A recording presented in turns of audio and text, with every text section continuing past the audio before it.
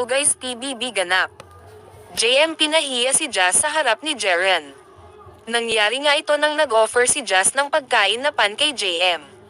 Paulit-ulit nga niyang tinanong si JM na kain ka na. Ngunit hindi ito pinansin ni JM at kita sa mukha na para siyang naiirita. Kain ka. Ka. Kakain naman ako pag gutom ako. Kakain naman ako pag gutom ako. Sinagot nga niya si Jazz na ayoko nga, busog pa ako.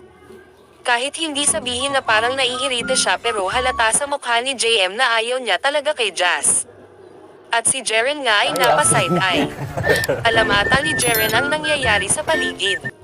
Hindi mapinta ang mukha ni JM dahil nagpapansin itong si Jazz sa kanya.